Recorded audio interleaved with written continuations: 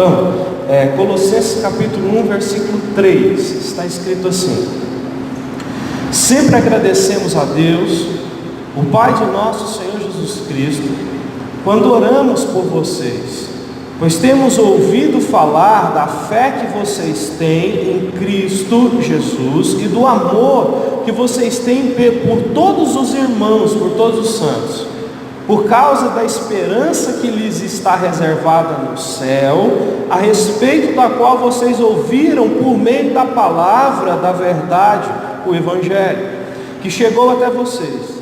Por todo o mundo este Evangelho vai frutificando e crescendo, como também ocorre entre vocês desde o dia em que o ouviram e entenderam a graça de Deus em toda a verdade. Vocês o aprenderam de Epáfras, nosso amado cooperador, fiel ministro de Cristo para conosco, que também nos falou do amor que vocês têm no Espírito. Por essa razão, desde o dia em que o ouvimos, não deixamos de orar por vocês e de pedir que vocês sejam cheios do pleno conhecimento da vontade de Deus, com toda sabedoria e entendimento espiritual. E isso para vocês, para que vocês vivam de maneira digna no Senhor e em tudo possam agradá-lo, frutificando em toda boa obra, crescendo no conhecimento de Deus e sendo fortalecidos com todo o poder de acordo com a força da sua glória, para que tenham toda a perseverança e paciência com alegria, dando graças ao Pai que nos tornou dignos de participar da herança dos santos no reino da luz, pois Ele nos resgatou do domínio das trevas e nos transportou para o reino do seu Filho amado, em quem temos redenção, a saber, o perdão dos pecados. Ok? Bom, aqui Paulo é quem escreveu então essa carta, uma carta endereçada a uma igreja que ficava numa cidade chamada Colosso. Paulo nunca foi nessa igreja. Essa igreja foi fundada por esse homem chamado Epáfras, que Paulo cita no capítulo de número 1.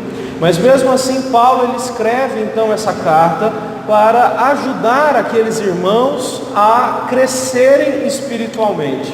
Por isso o tema da nossa mensagem hoje é crescimento espiritual. Nós precisamos crescer espiritualmente. Paulo então escreve essa carta principalmente com dois intuitos. Essa igreja, ela tinha um problema. Era uma igreja que era excessivamente intelectualista. Ela muitas vezes perdia a fé por ser extremamente racional.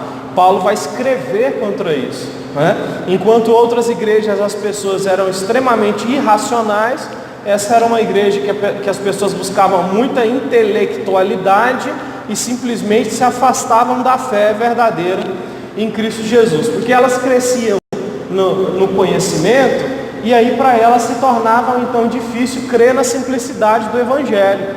Isso é uma coisa que acontece. Algumas pessoas crescem no entendimento das coisas de Deus que acabam começando a achar difícil acreditar, na graça da salvação, que é simplesmente um dom que Deus nos deu.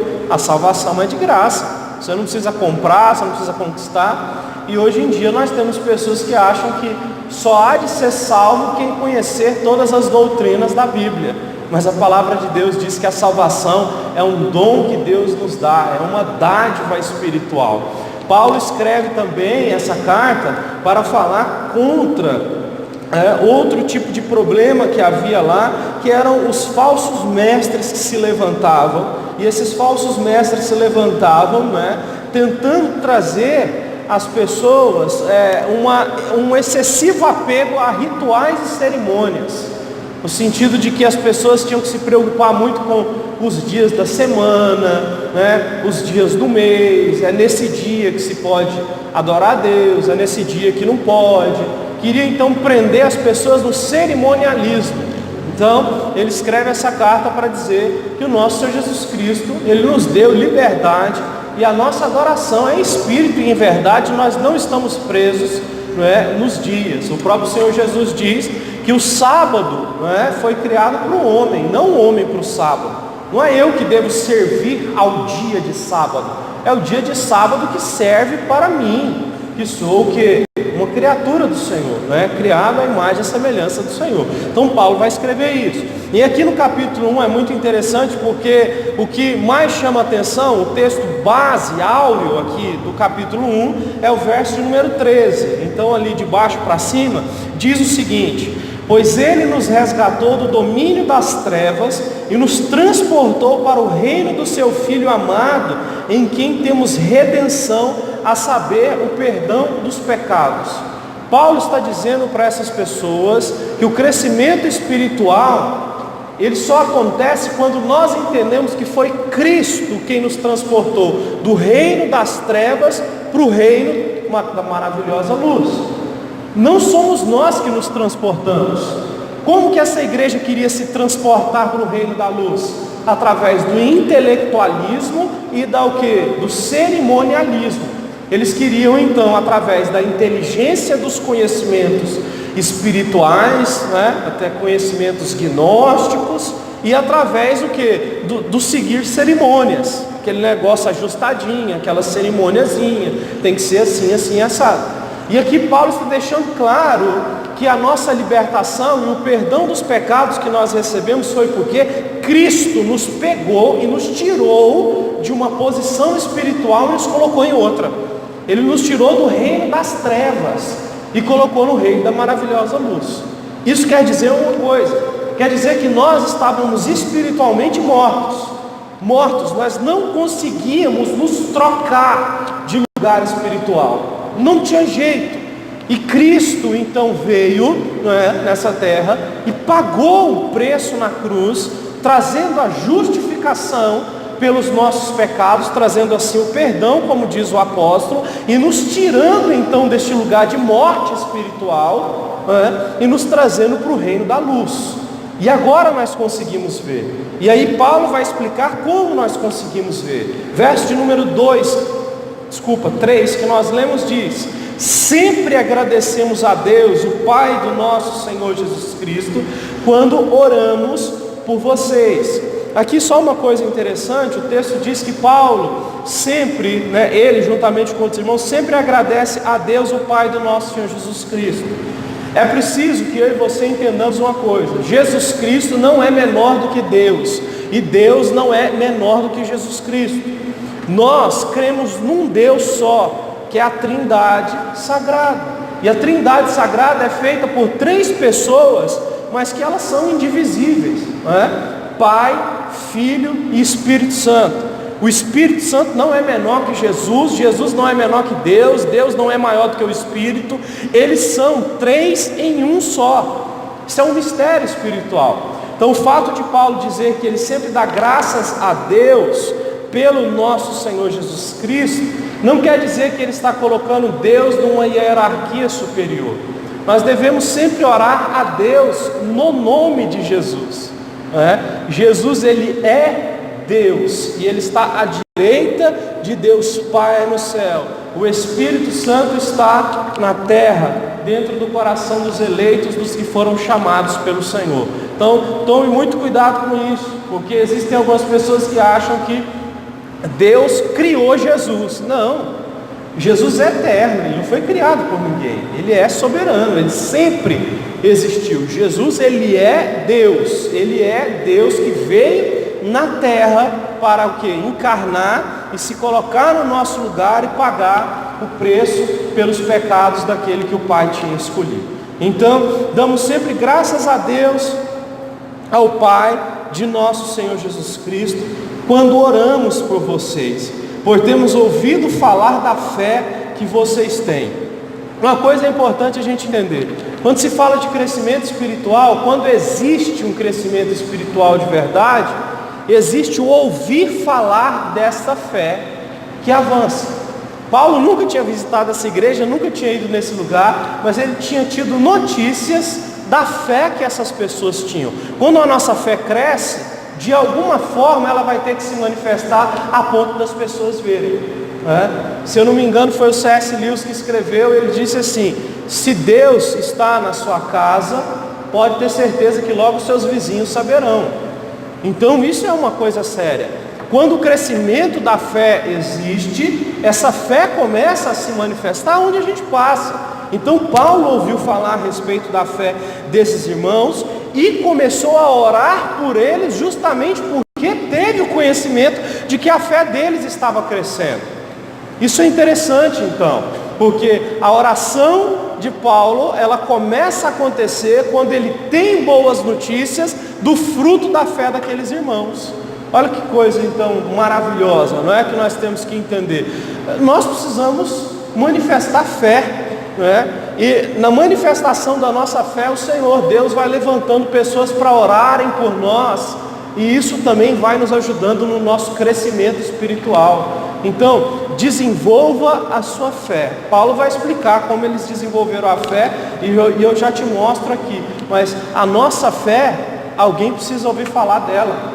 Então, a minha pergunta nesse momento é: alguém já ouviu falar a respeito da sua fé?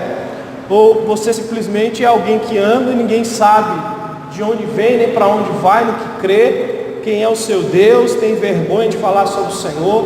Lembre-se da passagem: se você se envergonhar do Senhor aqui na terra, Ele se envergonhará de você quando você chegar.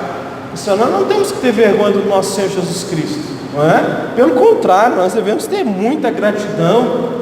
Como Paulo disse, agradecemos sempre a Deus Pai por nosso Senhor Jesus Cristo. Verso de número 4 ainda, Paulo diz como a fé deles era mostrada, como que a fé deles chegou até Paulo. Verso 4 diz: eu ouvi falar da fé que vocês têm em Cristo e do amor que vocês têm para com todos os outros santos, ou para com todos os outros irmãos. Olha, a fé, né, ela se manifesta por meio do amor que nós demonstramos pelas pessoas. Está escrito em 1 João, lá no capítulo 4, que se você não ama a pessoa que está do teu lado, que você pode ver, como é que você pode dizer que ama a Deus que você não pode ver? Não tem como, é impossível. Então a fé deles, o desenvolvimento espiritual que essa igreja começou a ter, é manifestado pela forma deles começarem a amar as pessoas à volta. Isso é muito importante, porque cristianismo é amor. Jesus Cristo falou que se você amar só quem te ama, você faz igual qualquer pessoa pagã faz. Mas amar quem não te ama, isso é o que Cristo quer. Nós somos chamados a perdoar. A palavra de Deus diz que devemos perdoar para sermos perdoados. Nós então temos um chamado muito forte de Deus para a manifestação desse amor pelo próximo, não é? E por exemplo, o segundo mandamento qual é? Ama o teu próximo como a ti mesmo. Nós temos que pensar sobre isso, porque os nossos dias são corridos, e a correria nos leva muitas vezes ao egoísmo, e a gente não tem tempo de parar para ajudar as pessoas. Eu me lembro um dia que a gente estava voltando, ali passando numa estrada de terra, e aí tinha um senhor lá que ele foi desviar de um carro, e ele jogou o carro dele no barranco, o carro dele estava para capotar. Tadinho do senhor. E eu estava passando lá, já estava muito atrasado, porque eu tinha que ir embora, já tinha que chegar. Mas a angústia daquele senhor, a situação em que ele estava, né, era muito delicada. E aí eu desci do carro junto com outra pessoa, e o senhor desesperado, porque o carro dele literalmente estava para tombar. Mas aí nós conseguimos ali manobrar o carro, né? Aí a pessoa manobrou o carro, eu consegui empurrar o carro com toda a força, e nós conseguimos tirar o carro do barranco sem arranhar o carro, sem nada. Aquela pessoa ficou tão alegre, falou: vocês foram enviados por Deus aqui para me ajudar, isso o que vocês fizeram aqui não tem preço, não tem nada que pague, né? Eu vou estar orando por vocês. E eu fiquei muito feliz com aquilo, porque na hora que eu passei, né, quando eu estava passando de carro, e eu vi aquilo lá, eu falei: ai meu Deus, canseira, na correria, tem que ir embora. Mas na hora que depois que você efetua, né, a ação do amor ao próximo, você se sente tão bem, que você fala: poxa vida, né? É uma coisa que se ajudou a vida de uma pessoa, coitado, estava lá, um carro daquele tomba lá, coitado, uma estrada daquela, só Deus para ter misericórdia. Então nós precisamos amar o nosso próximo. E você percebe que nós começamos a desenvolver na fé quando a gente começa a amar. Porque Gálatas capítulo 5 diz que o fruto do Espírito é o amor. Quando você começa a ter mais facilidade de perdoar, quando você começa a ter mais facilidade em não guardar mágoa, em não levar coisas para casa, em ser uma pessoa mais tranquila, mais despreendida, você começa a perceber que está crescendo no amor, no fruto de Deus. E o amor é o fruto de Deus que te leva aos outros frutos. Porque lá em Gálatas diz: o fruto do Espírito, no singular, o fruto é o amor. Aí Paulo continua dizendo: bondade, fidelidade, domínio próprio, mansidão, humildade, e continua discorrendo. Então assim, isso é maravilhoso, isso é lindo. Nós precisamos crescer no amor. Tem um outro texto também que eu não me esqueço. É um texto que, se eu não me engano, está também em 1 João, eu me esqueci a referência, mas diz assim que o amor, ele encobre uma multidão de pecados. Ali o autor está querendo dizer que quando nós vemos alguém falhando, em vez de nós simplesmente começarmos a repassar a falha dessa pessoa, você chamar essa pessoa e ajudar ela a ter uma restauração espiritual, isso é o que conta. É você pegar uma pessoa que caiu e simplesmente o que? Abraçar ela, não para jogar debaixo do tapete os erros, mas para você o que? Restaurar essa pessoa na fé, ajudando ela por meio do Evangelho do nosso Senhor Jesus Cristo. Isso é amar, isso é crescer no amor. A fé, ela vai crescendo quando o amor vai se desenvolvendo. O apóstolo Paulo escreveu em 1 Coríntios 13, não é? Que no final de tudo vai sobrar a fé, a esperança e o amor, e o maior deles é o amor. Por isso Deus entregou o seu Filho, não é? Que todo aquele que nele crê não pereça, mas tenha a vida eterna. O nosso Senhor entregou o seu Filho por amor, não é? Daqueles que tinham sido eleitos, para que houvesse então a salvação. Então nós precisamos amar. A fé se manifesta assim. Então essa igreja aqui podia ter muito conhecimento, ela podia seguir regras, ela podia fazer jejuns, ela podia conhecer a Bíblia de trás para frente. Se não tivesse amor, nada somos. Paulo diz isso, né? Ainda que eu, né, pegue o meu corpo e dê o meu corpo a queimar, pega todo o meu dinheiro e dê para os pobres, se eu não tiver amor, eu nada serei, né? Serei como um sino que ressoa, como um símbolo que retine, nada serei, porque o amor, né, de fato, é o que sustenta, o que tudo sustenta, o que tudo suporta, é o que fica de pé. Então aqui ele está falando que a fé desses irmãos, ela era demonstrada pelo amor que eles tinham pelos demais. Verso de número 5: por causa da esperança que lhes está reservada nos céus, a respeito da qual vocês ouviram por meio da palavra da verdade, o Evangelho que chegou até vocês. Segunda coisa, ele mostra uma segunda coisa que fez com que a fé desses irmãos fosse mostrada para as pessoas. A fé que eles tinham no Evangelho, que os daria a vida eterna. Olhe de novo aí na sua Bíblia que você vai ver a esperança que vocês têm, que está reservada para vocês lá no céu. Então, desenvolvimento espiritual se dá, não é? A sua fé, ela vai ser vai se ouvir falar quando você começar a brigar menos, entrar menos em contenda, entrar menos em rixa, e em segundo lugar, quando você começar a se dedicar mais ao entendimento de que o que Deus te deu é algo muito precioso. O céu é algo que não tem preço. E é incrível como as igrejas falam tão pouco sobre o céu hoje em dia, porque o ser humano é tão materialista que ele quer que a gente fale sobre coisas que dá para tocar. E o céu não dá para tocar. Mas a verdade é que um dia a nossa vida vai acabar. E existe vida depois da morte. E essa vida depois da morte é o reino celestial do nosso Senhor Jesus Cristo, aonde nós estaremos para sempre com Ele, reinando com Ele, nesse novo céu e nessa nova terra que serão restaurados por Ele. Então, o amor pelo céu, o amor pela obra de Cristo, o amor por essa vida nova que nós vamos viver no final, né, da nossa passagem aqui pela terra, é uma manifestação do crescimento da nossa fé. Nós temos que amar o céu, nós temos que amar as grandezas do céu, as pérolas que são o céu.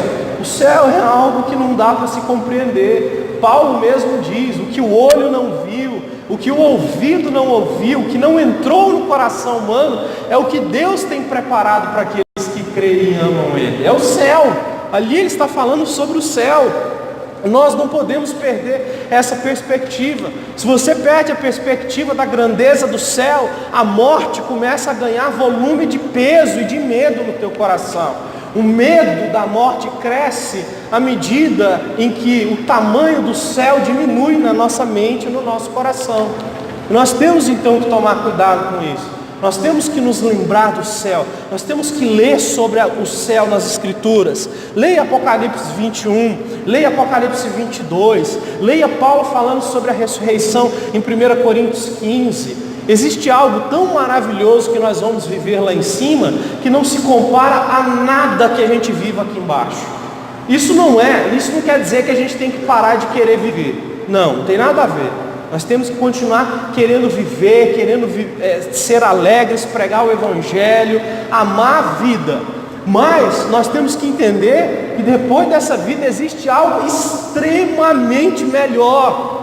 Tanto é que a Bíblia diz: os sofrimentos que vocês têm agora, no tempo atual, mal podem ser comparados com a glória que vocês vão viver lá no céu, lá na presença do Senhor. Lá nós vamos viver sem choro, sem dores, sem lágrimas, sem pecado, sem brigas, sem ferimentos, sem envelhecimento, sem nada disso. Isso é tremendo. E Paulo diz: a fé de vocês chegou até mim, porque vocês têm grande esperança pelo céu. A gente precisa voltar então a orar pelo céu, a dizer: Senhor, me ajude a ter desejos pelo céu, não desejos suicidas. Tem gente que está com depressão e começa a orar: Senhor, me leva logo. Não é isso. Nós devemos orar ao Senhor e pedir desejos saudáveis pelo céu. Senhor, me dê desejos, de estar contigo, de entrar na tua presença, de viver com o Senhor por toda a eternidade, de uma forma que o meu coração fique tranquilo e aliviado com isso. Eu não quero sentir medo do céu, eu não quero sentir medo da morte. É o que Paulo vai falar: aonde está o inferno, a tua força, morte, aonde está o teu aguilhão? Tudo já foi consumido, tudo já foi consumido e derrotado pela vitória de Jesus. Então nós somos mais fortalecidos, nós não temos medo da morte. Se você ver a biografia de grandes cristãos, que chegaram à beira da morte, eles não tiveram medo de morrer, porque eles tinham esse fortalecimento a respeito das coisas do céu. Então o texto continua no verso 6, nós não vamos demorar. Diz o seguinte: que chegou até vocês. Para todo mundo este evangelho vai frutificando e crescendo, como também ocorre entre vocês, desde o dia em que ouviram e entenderam a graça de Deus em toda a sua verdade. Paulo está dizendo que o evangelho frutifica e cresce quando as pessoas entendem toda a graça de Deus. Sem entender a graça de Deus, o evangelho não frutifica. Porque o evangelho não se expande pela força humana, pelas técnicas humanas, pelas coisas que as pessoas fazem para tentar emocionar as pessoas, para tentar enganar, para tentar persuadir. A Bíblia diz: a nossa pregação não consiste em palavra persuasiva humana, não é por sabedoria humana, é pela pregação do poder de Deus. Essa é a nossa pregação.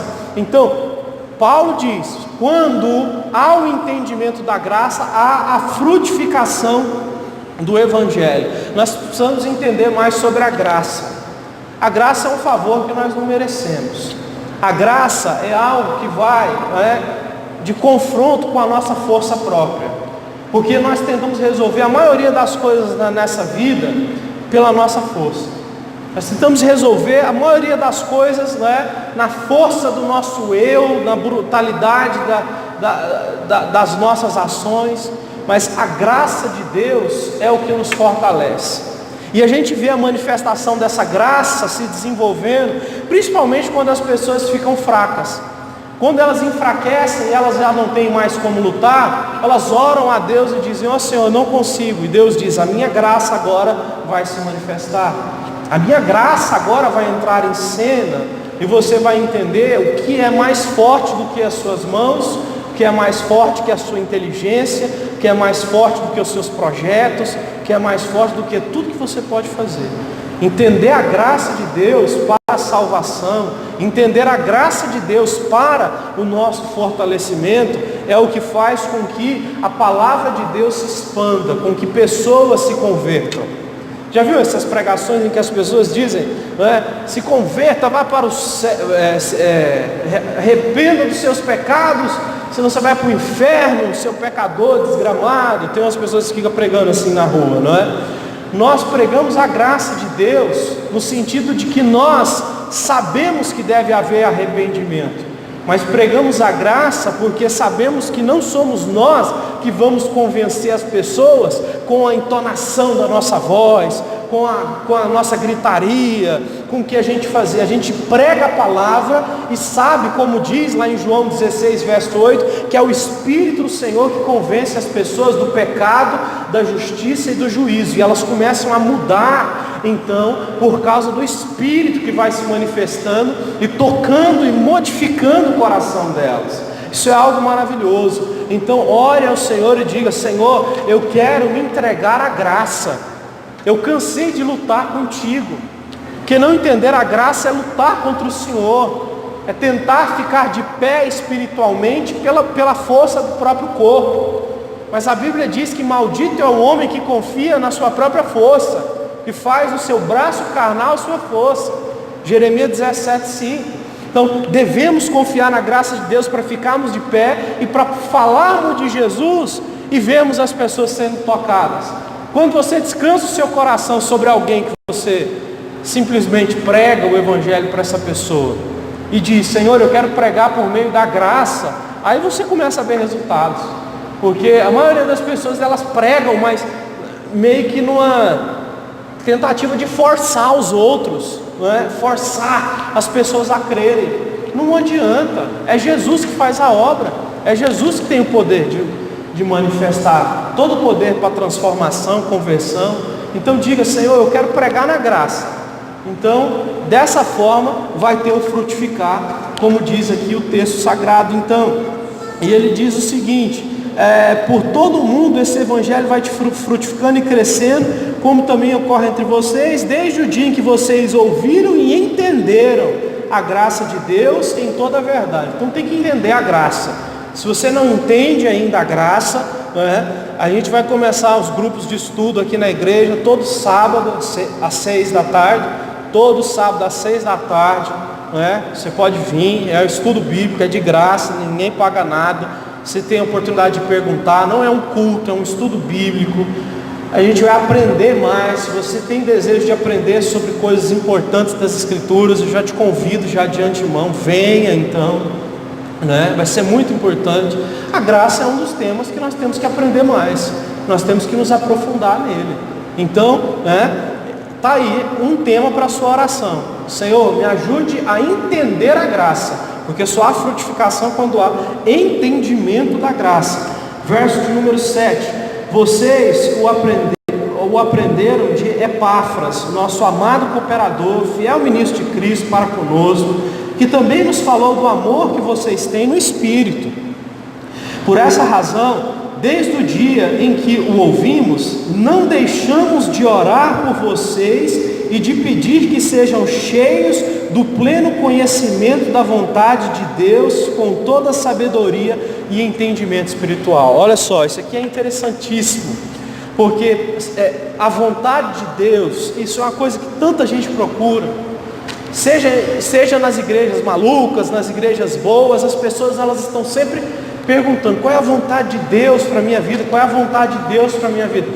Paulo está dizendo aqui que eles entenderiam a vontade de Deus a partir do momento em que eles entenderam, a princípio, o amor ao próximo, em segundo lugar, a grandeza do céu, em terceiro lugar aqui, a questão do entendimento da graça. E aí então Paulo diz: nós estamos orando na direção em que Deus faz as suas coisas, porque agora vocês vão ser cheios do conhecimento da vontade de Deus, sabedoria espiritual e entendimento espiritual. Então, sabedoria espiritual, vontade de Deus, não é uma coisa que vem por acaso. Ela é fruto de algumas coisas anteriores, entende? Isso que eu falei anteriormente é o que nos leva a entender então a vontade de Deus. Não adianta uma pessoa que simplesmente não confessa os seus pecados, não ama o Senhor, vive uma vida bagunçada e simplesmente: ó Senhor, me fale a sua vontade. A vontade de Deus para a pessoa, para essa pessoa nesse momento é: arrependa-se dos seus pecados, creia no nosso Senhor Jesus Cristo, e aí comece a se desenvolver nesse grande amor que Ele se manifestou por você, para que você então dessa forma possa crescer nos demais sentidos. Então, como entender a vontade de Deus? Entendendo que é Ele que te tirou do reino das trevas e te colocou no reino da maravilhosa luz. Entendendo que nós somos chamados ao amor, somos chamados ao amor pelo céu. Entendendo que nós somos então chamados a conhecer a graça. Naturalmente você vai entendendo a vontade de Deus para a sua vida. Vai ficando natural. Então você não vai ficando mais perdido entre os pensamentos seculares e os pensamentos cristãos. Porque o pensamento secular diz para você que se alguém te passar a perna, você passa também. Se alguém lhe passou a perna, passa em outro, que aí então você recupera o teu prejuízo. Então essas coisas elas vão mudando. A nossa forma de pensar, ela vai sendo transformada. E a gente não age mais nessa forma errada, como os ímpios agem. E a gente começa então a conhecer a vontade de Deus, porque Deus vai a revelando a nós. E isso é algo maravilhoso. Então, não existe nenhum tipo de fórmula misteriosa e mágica. Não adianta você ir conferência sobre a vontade de Deus para a sua vida. Não adianta. A vontade de Deus para a nossa vida é algo que é revelado pelo Espírito, quando nós estamos encaixados já dentro nesse escopo, que é o que? O programa de Deus, a vontade de Deus, como Paulo está dizendo aqui para essas pessoas. E isso é muito lindo e maravilhoso.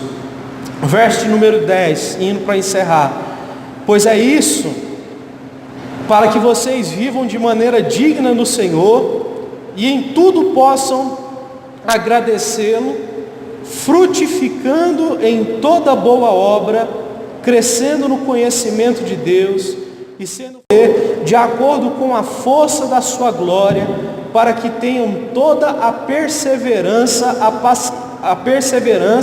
e paciência com alegria. Veja bem então, entender a vontade de Deus, crescer no conhecimento de Deus, nos leva a perseverança, a paciência e a alegria. E quando você está na vontade de Deus, você pode até sofrer, como nós falamos, mas você continua firme, sabendo que na verdade os seus sofrimentos não são em vãos. Deus está usando cada sofrimento para te levar para o centro da vontade dele, para que você possa então desfrutar do que de fato é bom, segundo as palavras do próprio Jesus. Então, verso 12: dando graças ao Pai, que nos tornou dignos de participar da herança dos santos no reino da luz. Percebam então que Paulo faz um desenvolvimento de como deve ser a nossa vida, até chegar então no reino da luz, aonde ele faz uma citação sobre o céu.